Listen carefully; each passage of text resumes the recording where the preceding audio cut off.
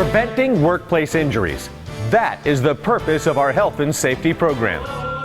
In just an instant, a workplace injury can transform us from being a productive worker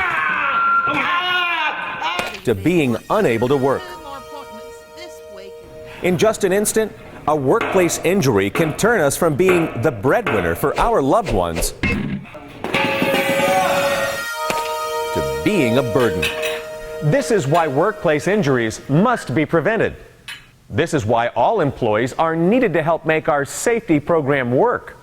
In today's program, we will provide an overview of common workplace hazards and learn how they are to be controlled, while also demonstrating the importance of each employee's commitment and participation in the safety effort. Preventing workplace injuries is a team effort, and everyone must do their part to make safety work. There are many sources of energy in our workplace. The release of energy by turning on a switch or releasing a substance under pressure can easily cause an injury, especially when that release was unexpected. To prevent the unexpected release of hazardous energy, our company has devised energy control procedures. These energy control procedures are commonly referred to as lockout-tagout procedures because they require the energy source to be isolated, secured with a lock, and marked with a tag. Part of your responsibility as an employee is to always follow lockout-tagout procedures before placing yourself into the potential path of a machine's action or other type of energy release. When workers choose to take shortcuts and skip these lockout procedures, serious injury often occurs. Only those employees properly trained and authorized may perform lockout-tagout procedures. All workers must understand the importance of our lockout-tagout program and know that when they see a lock and tag in use, that somebody's life depends on this equipment staying de-energized. Our organization controls workplace hazards in a variety of ways, such as restricting access or installing machine guards. However, some hazards cannot be completely controlled.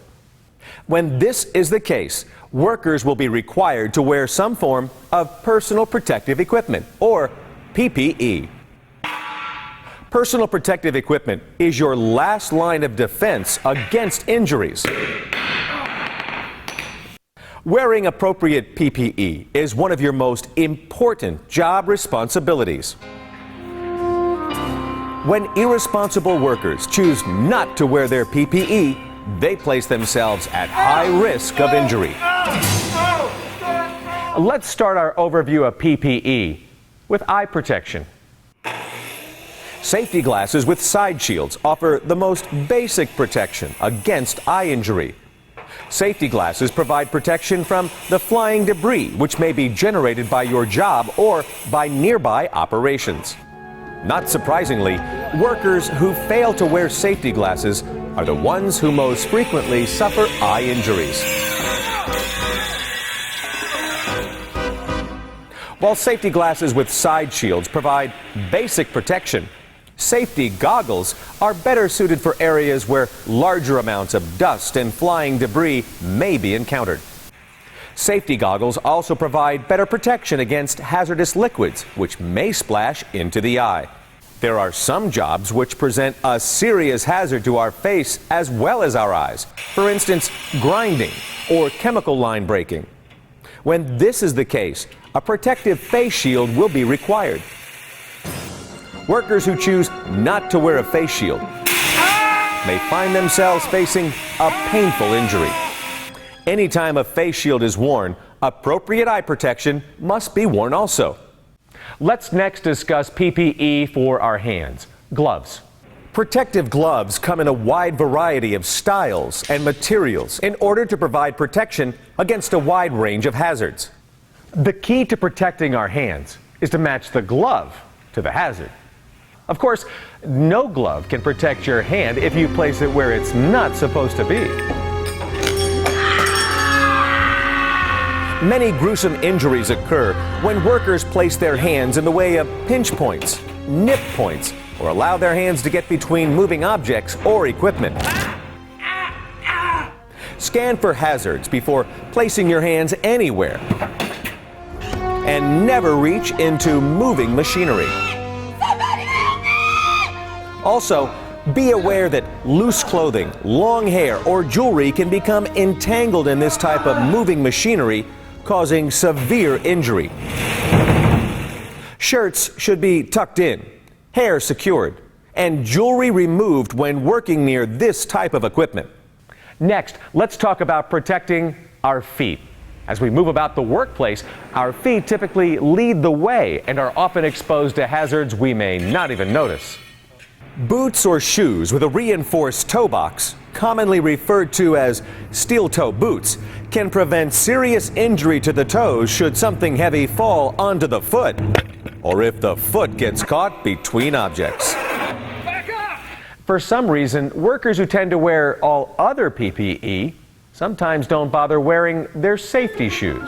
This can be a crushing mistake because foot crush injuries can happen quickly and are extremely painful. Another preventable injury which can happen quickly is a head strike. Most head strikes occur due to falling objects or by striking our head on a low-hanging overhead obstruction. When these types of hazards exist or are likely to exist, you will be required to wear a hard hat. Workers who make a habit of taking off their hard hat while working may find themselves headed towards a serious head injury. There are many other types of PPE you may be required to use, such as hearing protection, fall protection, or respiratory protection. The most important thing to know about any type of PPE is that you must be wearing it for it to provide any protection.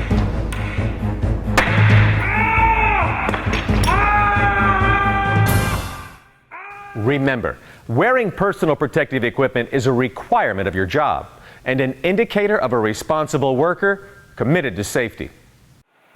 Good housekeeping practices are crucial in maintaining a productive and efficient workplace.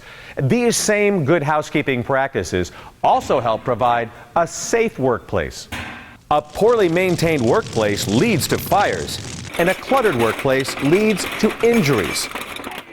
This is why following proper housekeeping procedures is such an important part of our safety program, and doing so is the responsibility of each and every worker. Returning tools to their proper storage areas assures they can be found when needed and that they won't contribute to an injury.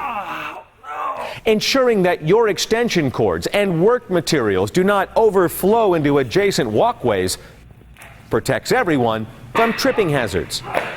Similarly, boxes, supplies, equipment, and other obstructions should not be stored in walkways or on steps. Another essential element of good housekeeping and safety is to promptly report or clean up any leaks or spills. Yeah, I need to report a spill in the tool room. Even if you are not the one responsible for the spill.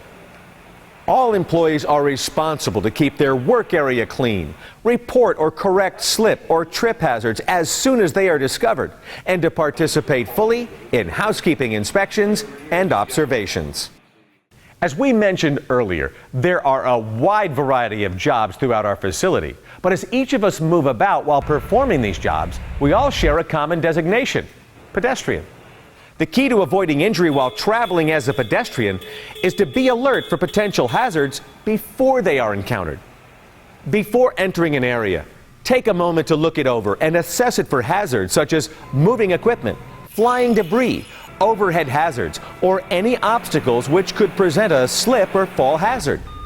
Also, be alert to any signs posted which may indicate required PPE or provide a warning about other dangers.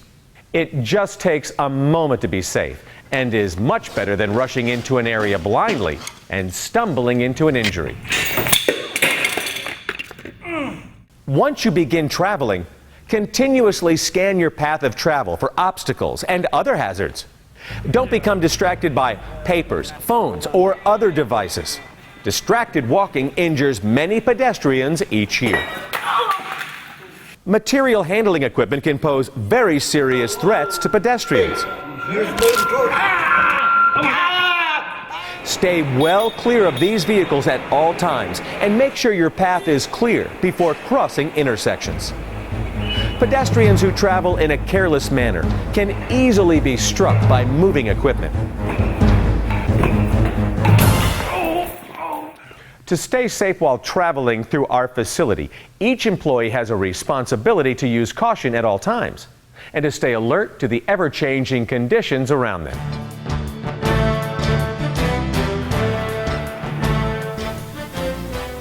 In this program, we have provided an overview of some of our facility's important health and safety programs and pointed out how to avoid common hazards. And while we've covered a lot of material in this program, the most important thing to remember is this: your safety largely depends on you. Our facility safety program simply will not work unless employees follow the safe work practices it requires. Quite simply, workplace safety depends on workers being safe. This means that making safety work depends on you. Now, let's get out there and make it work.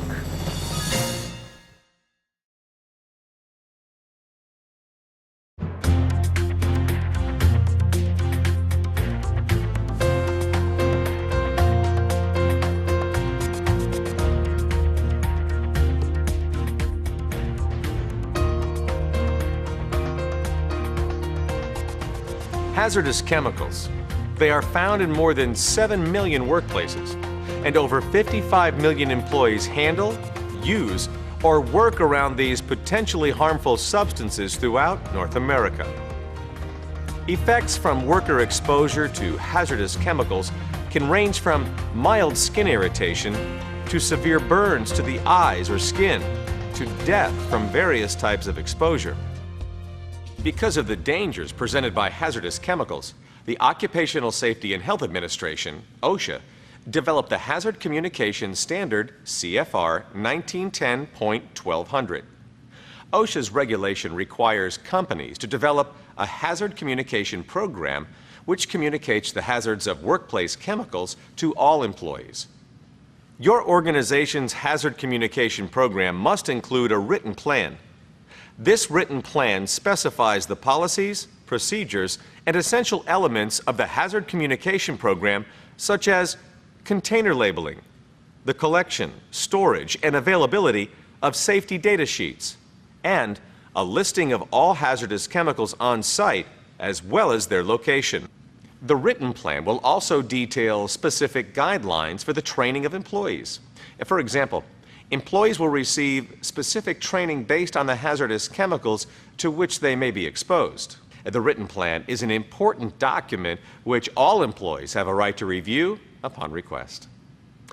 OSHA's Hazard Communication Standard was first enacted in 1983. However, recent changes have brought the regulation more in line with international standards. I'm referring to the implementation of the Global Harmonizing System, or GHS for short. Created by the international community and adopted by the United Nations, the Global Harmonizing System provides a single set of harmonized criteria for classifying chemicals and mixtures according to their health, physical, and environmental hazards. The first component of the Global Harmonizing System we will discuss is hazard classification. Classification is the process of assigning a chemical or mixture to a hazard or danger category based on its health and physical hazards. Physical hazards are the properties of a gas, liquid, or solid that could adversely affect you or the workplace in a physical way, such as a fire or explosion. Health hazards are determined by the properties of a substance or mixture that can cause illness or injury to the skin, eyes, lungs, or other organs and body parts.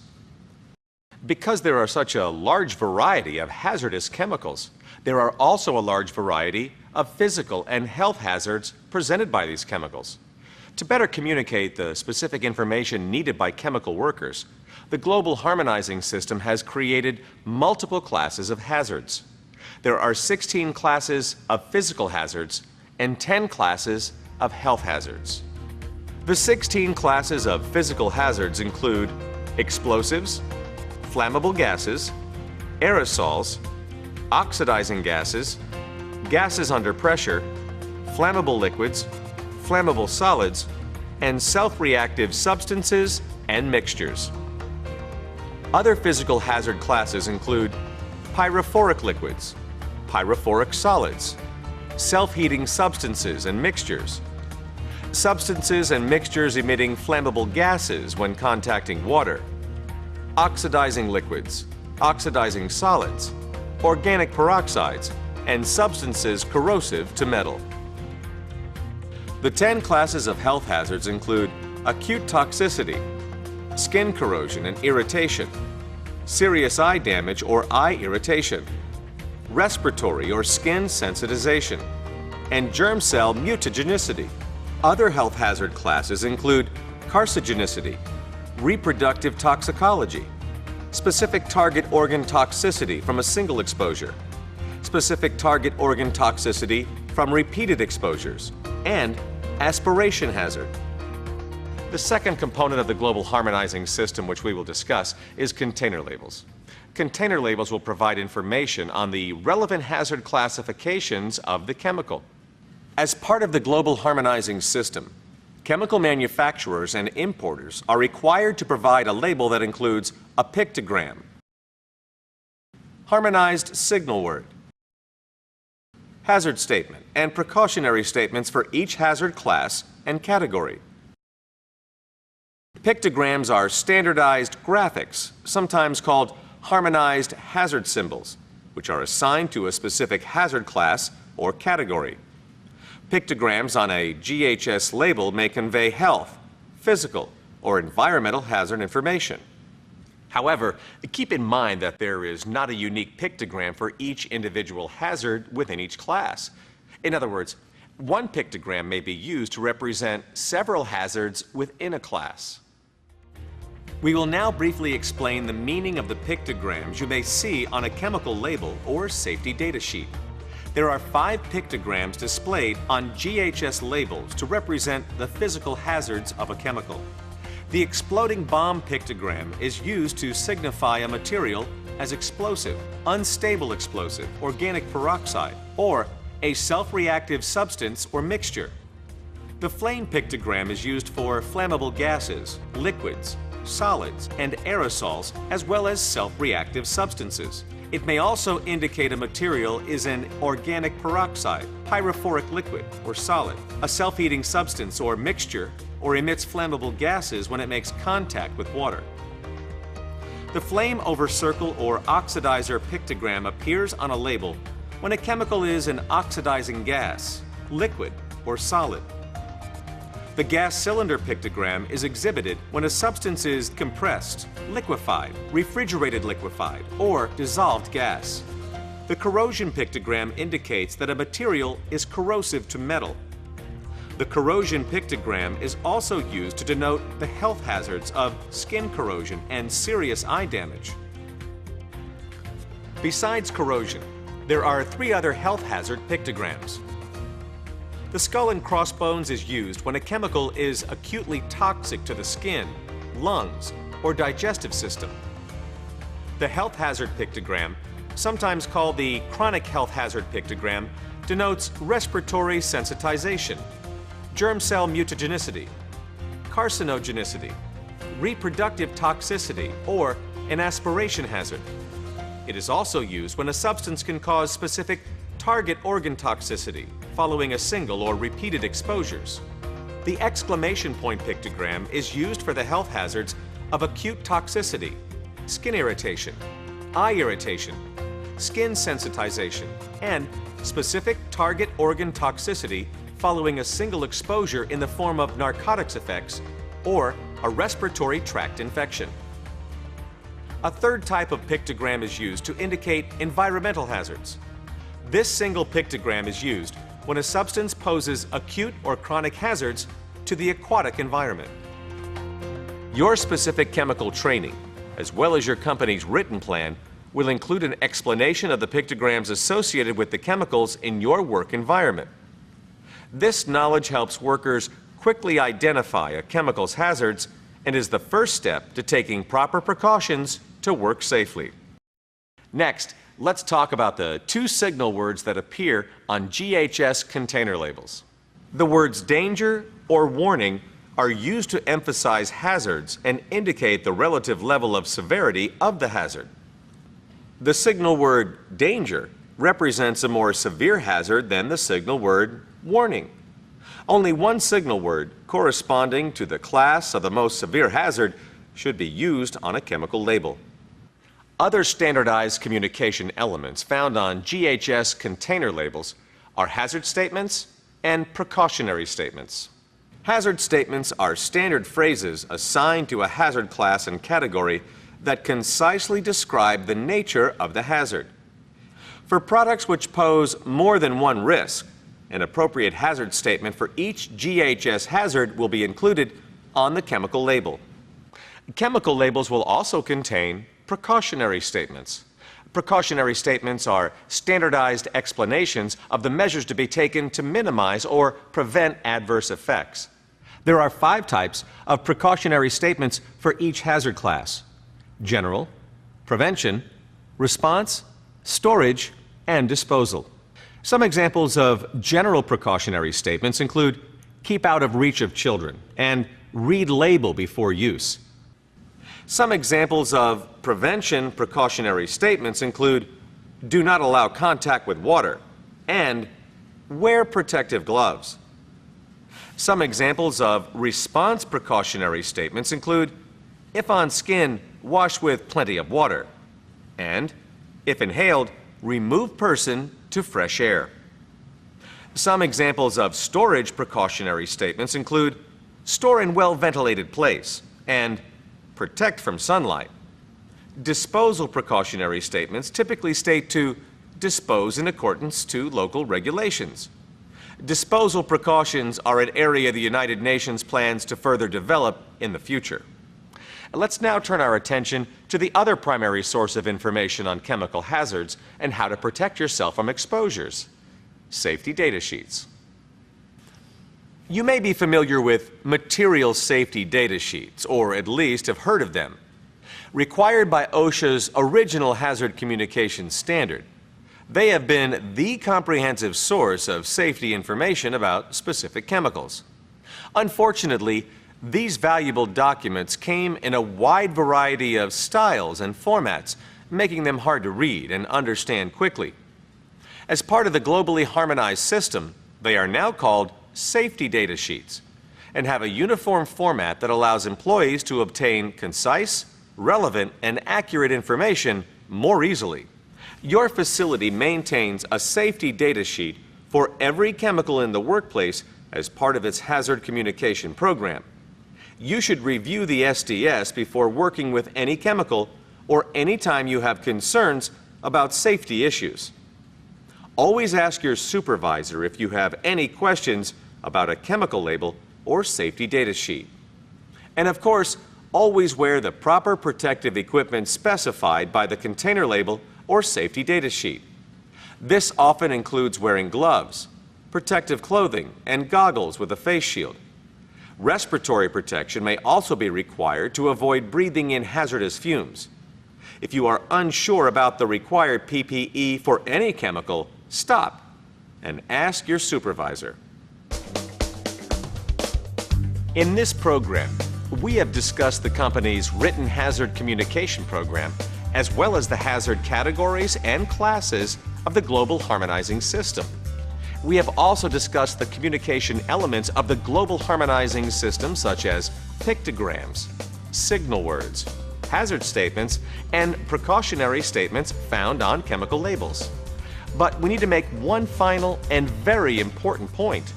None of the information we have presented today will keep you safe unless you make a commitment to understanding and following safe work practices when using, handling, or storing hazardous chemicals. And your organization's hazard communication program is designed to provide you with the information needed to do just that.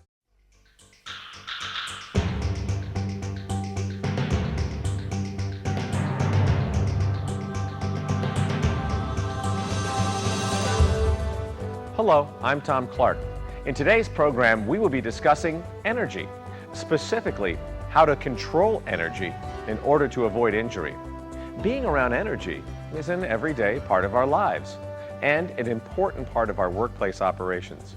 High-pressure steam, electricity, hydraulic, and pneumatic systems, even the force of gravity, are common forms of energy used to power our machines and processes. And while energy is obviously useful, it can also be dangerous. Understanding how to properly control hazardous energy is one of the keys to workplace safety. There are several types of energy sources, including electrical, mechanical, chemical, thermal, and the force of gravity. No matter its source, the various types of energy must be harnessed and controlled in order to perform useful work. Energy can exist in one of two states. When an energy source is in the process of actively doing its work, it is referred to as kinetic energy. Energy that is inactive but has the potential to do work is referred to as stored energy or potential energy. It is important to understand that both kinetic and potential energy can be hazardous, and each must be accounted for when controlling hazardous energy. To help prevent injuries from the unexpected energization of machines or equipment, or the unexpected release of stored energy, your organization has developed an energy control program as outlined in OSHA Standard 1910.147, titled The Control of Hazardous Energy.